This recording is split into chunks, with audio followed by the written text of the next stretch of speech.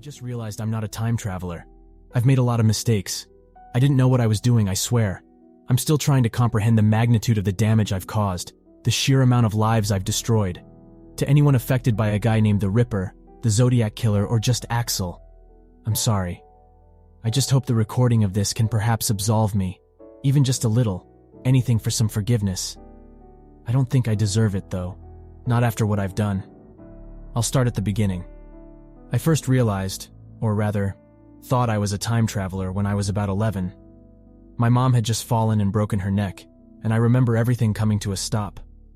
I remember her head twisted around and the sound of the snap echoing endlessly, a muffled "oh." Underneath my "oh," the "oh" started in reverse though, as if someone pressed the rewind button on a VHS. And sure enough, the visual followed the sound. My mom's tear rolled back up, her neck untangling, her body being pulled up like a marionette back into standing position, back in front of the spill. Play. "Oh, Mom, stop!" The words erupted from my mouth before I had any time to lasso them back in. My mom jumped, stumbling forward, landing with her temple on a stone. The moment paused again, my mom's mouth gape in a startled, "Oh." The counter corner embedded in her skull. Rewind.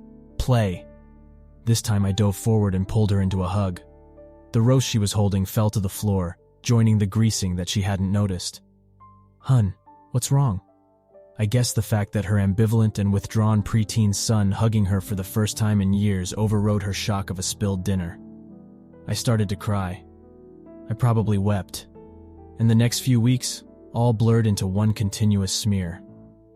My mom didn't believe me when I first told her about seeing her die right in front of me. She took me to the pediatrician first, who then referred us to a psychologist who pointed away to a psychiatrist. I was medicated, thought to have an early onset bipolar.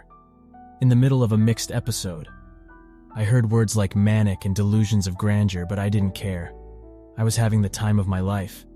Sure, the sedatives made me feel fuzzy. I was still too young to really object to the medication, but it couldn't get in the way of me using my newfound superpower. I could rewind time. Anytime my mom said something condescending, or when my little sister refused to let me have my turn at the game, or even just because I'm bored, I'll go wild. It felt so good to just be able to slap Eva when she bugged me or knock the meds out of my mom's hands. Sometimes I'd even throw everything not bolted down out the window. I could always rewind and just not be a little shit. Everything was fine. I never dealt with consequences. I was an angelic teen, the perfectly behaved straight-A student, dating the most popular girl in school, in line to be student body president. I knew every word to say, every test answer, and everything I needed to coast through life. I found out I could travel forward in time when I lost my virginity. I'm not going to bore you with the many failed attempts I made at a fumbling first time, but let's just say that about on the fourth take, I was euphoric. I closed my eyes from the sight of Lily on the beginning and opened them to the same thing, only she was older. Her eyes had crow's feet and I could see gray hair sneaking across her pillows. Where before she was screaming in ecstasy, this Lily was in agony. "Stop, baby, stop, please." Before I could stop the words, my mouth spoke. "You cheating cunt, I'll fucking kill you." Before I could stop the movement, my hands wrapped around her throat. My grip tightened, her thrashing slowed. I closed my eyes in relief and opened them in tears. Still in the back of the car. "Aw, baby, was I that good?" she said, chuckling, wiping at my tears. I broke up with her that night. I didn't know if I needed to have sex again, or if I just reached the same state of pleasure, so I put on some porn and went at it. It's nothing, just a mess. So I asked a friend for something to feel good. Today I heated a spoon, y'all. I lay in bed and tried to let go. I thought of graduating high school, college, getting my first house. I thought of my future partner, maybe some children, definitely a cat. I was transfixed on the imagery of my eyes aging. "Oh baby, wake up. You're lying on my shit." The voice was scratchy, like they were fighting a head cold. When I opened my eyes, the person looked just as wretched. I almost gagged at her breath. Lying down, we were both naked, track marks as common as stretch. I felt bile rising. I flipped over on the bed to vomit 3-bean soup back onto the 3-bean-colored carpet. Fucking finally. That voice. Celia. My first college girlfriend. I fucking hate her. And as usual. "Well," she said, "do you want me or not? I at least never went to that party. I didn't even let myself have painkillers. Not after that path I saw." So, maybe you're getting a bit of a picture of what I'm capable of. I can't travel forward at will. And however long I travel backwards, I must relive everything after that part. It's not perfect, but, it made for a hell of a good life. I wasn't always a good person, though. I swear. I didn't think it would have repercussions, not like this. There was this one girl, Juno, who denied me at every turn. I tried to win her over, but she was adamant that she didn't want to be around me, let alone date me. I wasn't used to this kind of rebuttal. I was used to getting what I want after a few tries.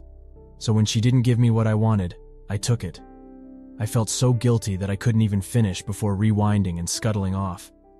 But I kept dreaming about it. I couldn't help but think I could have had anything I wanted. And so I did it again. So yeah, I was a time-traveling rapist. But it gets worse. There was a kid in my grade, Paul, who bugged the hell out of me. Something never seemed right with him, and he could make my hair stand on end by just looking at me. I grew to hate that weaselly little creep over the years. I was in a state of mind when I heard that he had eyes on my sister, Eva, and not just his own, but the others too.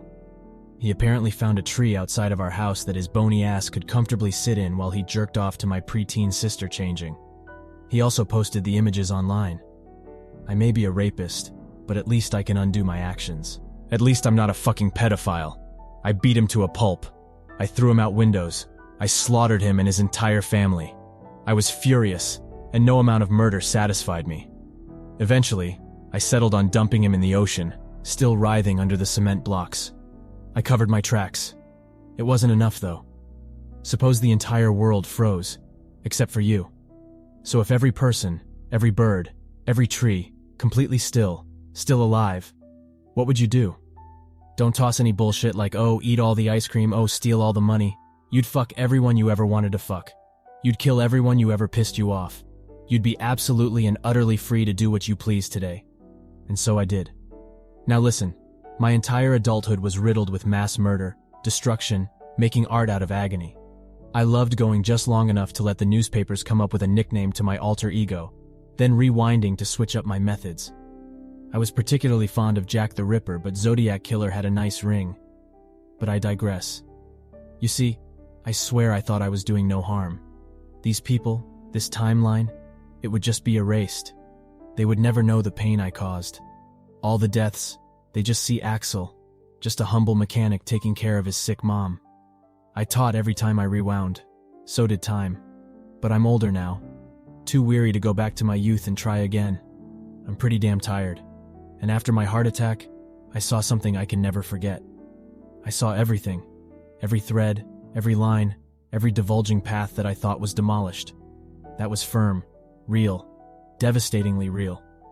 The aftermath of my musings were tangible, and every time I rewound, the scene continued. I was confused, as if I knew I was meant to be somewhere else. I understood, but every single time I reversed my actions, I made a duplicate.